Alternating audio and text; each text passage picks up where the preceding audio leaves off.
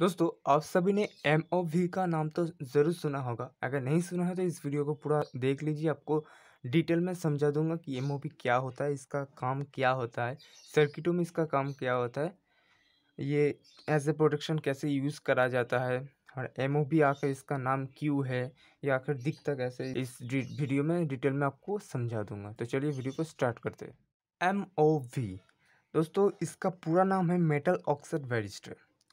इसको सर्किट में हमेशा पैरेलल में यूज़ किया जाता है, यानी कि जहाँ हमारा 220 वोल्ट लगता है वहाँ पर इसको पैरेलल में लगाया जाता है।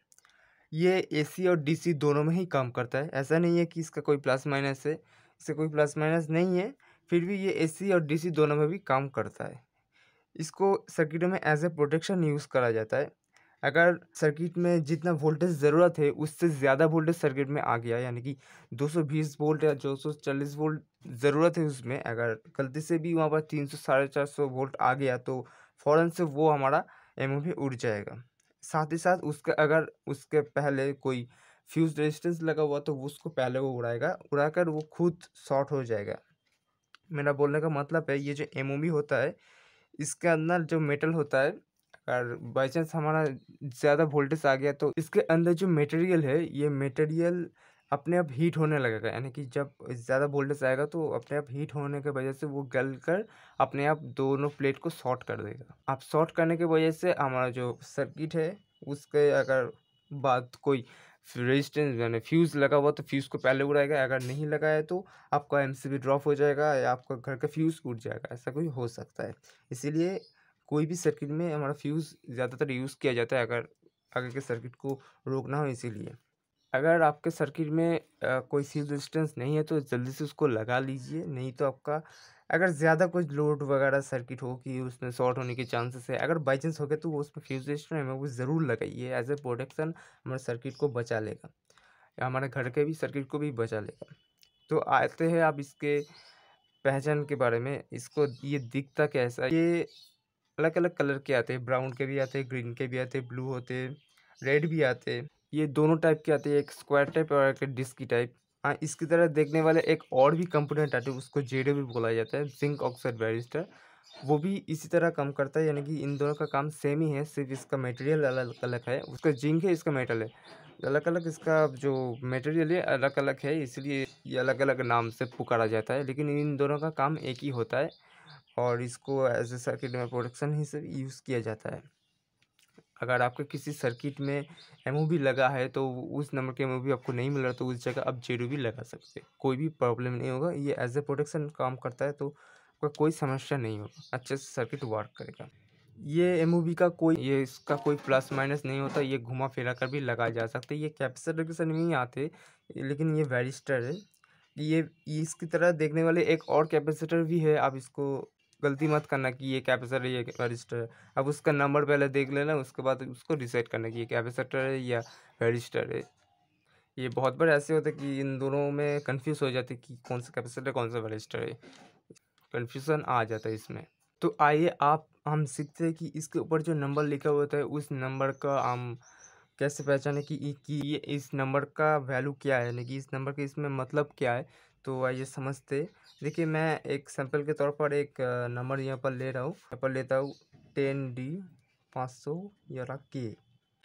ऐसे कुछ नंबर हमारे एमओवी के ऊपर लिखा रहता है।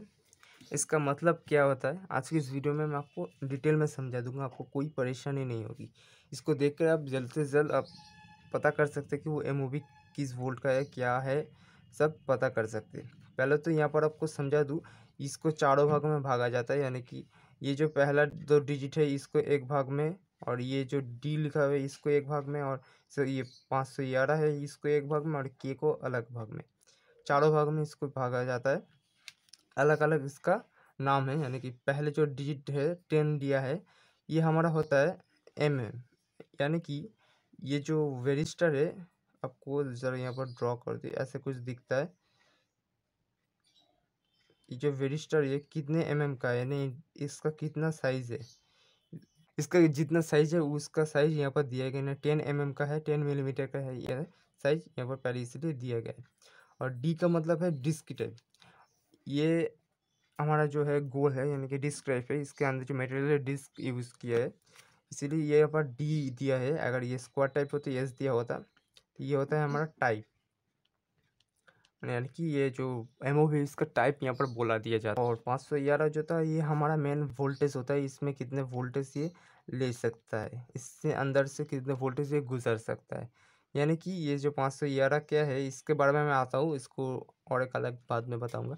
पहले ये के समझ लीजिए, ये के क्यों दिया जाए। ये हमारा टोलरेंस होता है, रेजिस्टेंस में हमारा जैसे टोलरेंस आता है यहाँ पर भी टोलरेंस आता है।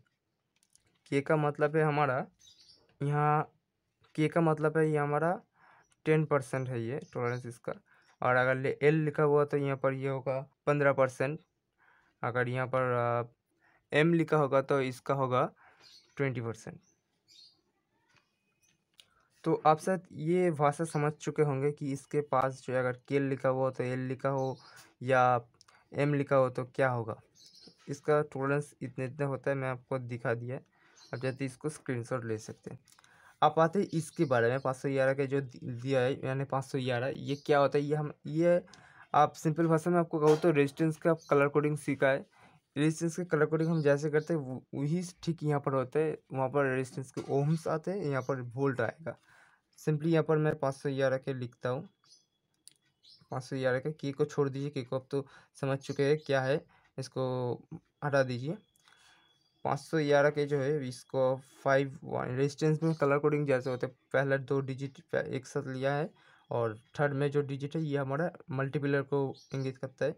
तो ये एक यानी एक शून्य, देखिए ये 510 वोल्ट का एमओवी है, क्योंकि इससे अंदर से 510 वोल्ट गुजर सकता है। इतने वोल्टेज की भी ज़रूरत नहीं है, ये कम से कम 300 350 वोल्ट से उड़ जाएगा। इतने वोल्टेज तो दिया गया है, इसमें लिखा है, इससे आगे ये ब्रेक हो जाएगा। अगर 350 300 350 वोल्ट इसमें से गुजर गया तो ये फ़ौरन उठ जाएगा, आगे के फ्यूज़ को उड़ा देगा और आगे के सर्किट को ब्रेक कर देगा, आपका सर्किट पूरा बच जाएगा। तो आप शायद समझ चुके होंगे कि इसका नंबर का कोडिंग क्या होता है, यानी कि इसके नंबर की वैल्यू क्या है, ये नंबर क्यों दिया जाता है, कौन से नंबर का क्या वैल्यू है, आप सब समझ चुके होंगे। तो चलिए ये तो आप समझ चुके होंगे, अगर नहीं समझे तो मुझको ज़रूर बताना, मैं और भी डिटेल में समझाने की कोशिश करूँगा। तो आप आते हैं इसकी सिंबल के बारे में, यानी कि सर्किट में इसका सिंबल कैसे दिया होता है। इसका जो सिंबल है ये बेसिकली ऐसे दिखता है। रजिस्टर के जो हमारे सिंबल होते हैं पहले ऐसे करके इसके ऊपर से ऐसे कुछ प्रेस कर देना होता है, ये हमारा एक सिंबल होता है। सर्किटों में भी ऐसे कुछ लिख दिया होता है, ये देखिए ऐसे बॉक्स करके रजिस्टर में ऐसे दिया होता है, तो उसके ऊपर से ये ऐसे कर देते हैं, ऐसा कुछ इसका सिंबल होता है। दोनों सिंबल इसका है, यानी कि ये जो रजिस्टर है ये अंदर से कोई जुड़ा नहीं होता, सिर्फ ये जब हीट होकर मेटल पिघल जाएगा तो ये अ, आपस में शॉर्ट हो जाएगा और आपका फ्यूज़ उड़ा देगा, तो आपको सर्किट ब्रेक हो जाएगा। ये आपका सर्किटों में दोनों जगह यूज़ होता है, काफ़ी बार देखा गया कि ये ज़्यादातर एसी में ही यूज़ होता है, डीसी में बहुत कम यूज़ होता है या हो भी जाता है। किसी किसी सर्किट में प्रोटेक्शन के लिए दोनों जगह दिया जाता है, यानी कि जब आपका कोई सर्किट हो, मान लीजिए यहाँ पर मैं एक सर्किट ड्रॉ कर रहा हूँ, यहाँ पर 2 वायर आ रहा है आपका, यहाँ पर मान लीजिए एक फ्यूज़ रेजिस्टेंस लगा हुआ है, ये आगे की सर्किट जा रहा है, यहाँ पर आपका पहला एमओवी लगा हुआ है,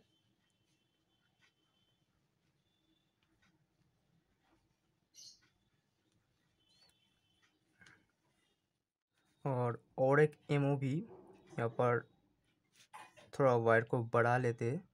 यहाँ पर मान लीजिए एक ब्रिज रेक्टिफायर लगा हुआ है, यहाँ पर सिर्फ मैं ऐसे करके दिखा रहा हूँ, पर एक ब्रिज रेक्टिफायर लगा है मान लीजिए। और इसके बाद जो सर्किट आगे बढ़ रहा है, यहाँ पर भी एक और एमओवी लगाया जाता है। आप शायद नहीं समझ पा रहे हो क्या मैं बता रहा हूँ। ये देखिए, ये मान लीजिए दो हमारा फेज और न्यूट्रल जो वायर आ रहा है सर्किट में, फेज और न्यूट्रल आ गया, थोड़ा बड़े करके दिखाता हूँ आपको। आ गया, अब आने के बाद एक फ्यूज रेजिस्टेंस यहाँ पर हो जाता है, ओके बाद ये सर्किट आगे बढ़ता है। बढ़ने के बाद एक पहला एमओवी आता है, ब्रिज रेक्टिफायर के पास जाने से पहले यहाँ पर एक एमओवी हमारा लगा हुआ था। ये करीब करीब आपका 300 350 का हो सकता है, क्योंकि यहाँ पर जो हमारा एसी का वोल्टेज है वो 220 से 240 आता है, इसलिए यहाँ पर थोड़ा ऊपर करके यहाँ पर लगा दिया जाता है। तो मान यहाँ पर मैं ड्रॉ कर लेता हूँ, ये एमओवी लगा हुआ है यहाँ पर, यहाँ पर एक एमओवी लगा, ये मान लीजिए 300 350 वोल्ट का है। मैंने इसका वोल्टेज कैलकुलेशन करना आपको तो सिखा दिया है कैसे करना पड़ता है आपको। अब सर्किट आगे बढ़ रहा है, बढ़ने के बाद यहाँ पर एक ब्रिज रेक्टिफायर होता है, ब्रिज रेक्टिफायर से ये होकर कनेक्ट हो गया, होकर अब जो सर्किट आगे बढ़ रहा है, आप एक ब्रिज रेक्टिफायर के बाद एक हमारा एमओवी लगा होता है। ये ऐसे ज़्यादा प्रोटेक्शन के लिए यहाँ पर लगाया जाता है, क्योंकि अगर यहाँ पर कोई कुछ नहीं हुआ तो इस तरफ आकर ये एमओवी शॉर्ट होकर बाकी के सर्किट को ब्रेक कर देगा। ज़्यादा प्रोटेक्शन के लिए दो जगह यूज़ किया जाता है, एसी में एक डीसी में। ब्रिज रेक्टिफायर के बाद हमारा करंट डीसी हो जाता है, इसलिए एक एसी में और एक डीसी में हमारा यूज़ किया जाता है। और यहाँ पर जो डीसी में यूज़ किया जाता है, ये इसका वैल्यू होगा हमारा करीब करीब 400 से 500 वोल्ट तक हम यहाँ पर लगा सकते हैं। यानी 400 से 500 वोल्ट्स का एमओवी आपको यहाँ पर देखने को मिलेगा। और यहाँ पर तो मैं आपको शायद नहीं दिखा, यहाँ पर बाकी के लोड जो है, यहाँ पर कुछ कर लेता हूँ। ये मान लीजिए हमारा लोड है, ये हमारा लोड है। आप ये सर्किट हो जाने के बाद ये हमारा लोड चल पड़ता है। आगे के सर्किट में कोई भी कुछ खराबी दिखे तो ये सब के सब उड़ जाएगा, कि अगर ये नहीं उड़ा तो ये उड़ जाएगा, या ये नहीं उड़ा तो ये उड़ जाएगा, कोई ना कोई चीज़ उड़ेगा तो आगे के सर्किट को आपको बचा लेगा। और जो मैं तो बता रहा था कि यहाँ पर 400 से 500 वोल्टेज का आपका एमओवी लग सकता है, ये थोड़ा बड़ा भी लग सकता है, यानी कि इसका जो डिस्क साइज है 10 mm का भी लग सकता है, और यहाँ पर 7 mm का, अलग अलग यहाँ पर हो सकता है। हाँ, ये नहीं कि यहाँ पर जो एमवी लगी इसको उल्टा कर, यानी कि इसको रिमूव करके यहाँ पर लगा नहीं सकते, ऐसा कर सकते। ज़्यादा वोल्टेज का लगा सकते हैं, लेकिन कम वोल्टेज का बिल्कुल मत लगाइए, क्योंकि यहाँ पर जो ब्रिज रेक्टिफायर के बाद वोल्टेज आते हैं ये बहुत बढ़ जाता है। यानी कि जब हम 220 वोल्ट देते हैं तो यहाँ पर हमारा करीब करीब 300-400 वोल्ट आ जाते हैं। यहाँ पर कैपेसिटर लगा होता है ब्रिज रेक्टिफायर के बाद, तो वहाँ पर चार्ज होकर कैपेसिटर यहाँ पर ज़्यादा वोल्टेज आउटपुट करता है। इसलिए यहाँ पर ज़्यादा वोल्टेज का भी कैपेसिटर आपको देखा होगा 400-500 वोल्ट का लगा होता है, और इसे में भी ऐसे बड़े वोल्टेज का लगाया जाता है। इतनी देर से मैं जो समझा रहा था आप सब समझ चुके होंगे। अगर नहीं समझे तो मुझको ज़रूर बताइए कहाँ पर गलती हुई, या आपको कैसे समझाने में परेशानी हो रहा है तो मुझको ज़रूर बताइएगा, क्योंकि मुझको पता चल जाएगा कि आपको कहाँ परेशानी हो रहा है। उसके हिसाब से मैं एक और वीडियो बनाकर आपको समझाने की पूरी कोशिश करूँगा, आपको समझ आ जाए, अच्छे से इसको समझ आ जाए, आपका दिमाग में घुस जाए। तो इसका मैटर तो गया, आप आते हैं इसका टेस्टिंग के बारे में। यानी कि ये जो एमओवी होता है ये सर्किट में अगर ख़राब है या सही है, हम कैसे पता कर सकते हैं। ऐसे तो ये आपको फिजिकली आप देखेंगे तो इसको आपको दिख जाएगा कि ये ख़राब है या सही है। किसी किसी कंडीशन में ये दिख कर भी ख़राब नहीं होते, यानी कि बाहर से आप देखेंगे तो काला काला हो गया, जल चुका है, उसके बाद भी वो काम करता है, ऐसा कुछ होता है। वो ऐसे होता है कुछ देर वो हीट हो चुका था कि करीब करीब वो पास आ गया था, उसका जो मेटल है करीब करीब पास आ गया था, इसलिए वो हो चुका है ऐसा काला। तो बेहतर है उसको आप रिमूव कर दीजिए, न्यू वाला वहाँ पर रिप्लेस कर दीजिए। तो चलिए हम सीखते कि सर्किटों में इसका अगर सही है या गलत, यानी सही है या ख़राब है, कैसे पता करें। देखिए पहले यहाँ पर फिर से ड्रॉ कर लेता हूँ मैं।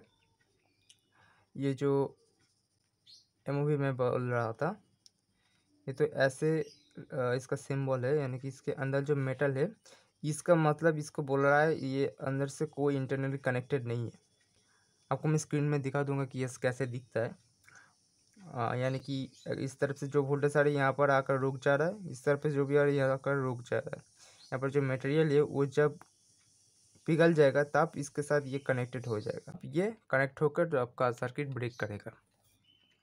अब देखिए इसका मैटर तो आप समझ चुके होंगे। आप आते हैं कि मल्टीमीटर से आप इसको कैसे चेक करेंगे। यानी कि मल्टीमीटर को आप बजर रेंज पे पहले सेट कीजिए, उसके बाद इसके दोनों प्रूफ लीजिए, दोनों प्रूफ लेने के बाद इन दोनों प्रूफ में आप इसको लगाइए। लगाने के बाद कुछ रीडिंग नहीं आएगा, यही सही तरीका है। यानी कि जब इसमें लगाएंगे तो आपके मल्टीमीटर में कुछ भी रीडिंग नहीं आएगा। अगर रीडिंग आ रहा है तो ख़राब है आपका, क्योंकि यहाँ पर आप लॉजिक समझ लीजिए, यहाँ पर आपस में कोई शॉर्ट नहीं है, यानी कि आपस में इसमें कनेक्टेड नहीं है, तो वो कैसे रीडिंग दिखाएगा। कंटिन्यूटी में तो अगर शॉर्ट हो या आपस में कोई वोल्टेज जा पा रहा है तो तभी उसको ओम्स कुछ ओम्स से रीडिंग दिखाता है। यहाँ पर कोई भी कनेक्टेड नहीं है तो रीडिंग कैसे दिखाएगा। अगर यहाँ पर शॉर्ट है तो ही आपका रीडिंग दिखाएगा, तो आप समझ लेना वो एमओवी आपका ख़राब हो चुका है। तो आई होप दोस्तों आपको ये वीडियो पसंद आया, आपको मैं अच्छी तरह से समझ चुका हूँ। अगर नहीं समझे तो फिर भी मुझको कमेंट में बताना कौन सा आपको समझने में परेशानी हो रहा है। मैं पूरी कोशिश करूँगा आपको समझाने के लिए। तो आज के लिए वीडियो बस इतना ही। वीडियो पसंद आए तो लाइक कर दीजिए फटाफट, और एक कमेंट तो करिए। कोई परेशानी हो तो कमेंट तो ज़रूर कीजिएगा, और वीडियो को बहुत शेयर कीजिए उन लोगों के पास जिनको इनके बारे में नॉलेज नहीं है, इस फील्ड में नए सीख रहे, इसके इंटरेस्टेड है। बहुत शेयर कीजिए दोस्तों के साथ, और चैनल में नए तो चैनल को ज़रूर सब्सक्राइब कीजिए ऐसे दमदार वीडियो देखने के लिए। आपको इलेक्ट्रॉनिक्स इलेक्ट्रिकल ट्रिक आपको इस वीडियो में देखने को मिलेगा, यानी इस चैनल में वीडियो देखने को मिलेगा आपको। तो मिलते हैं नेक्स्ट वीडियो में, तब तक के लिए टेक केयर।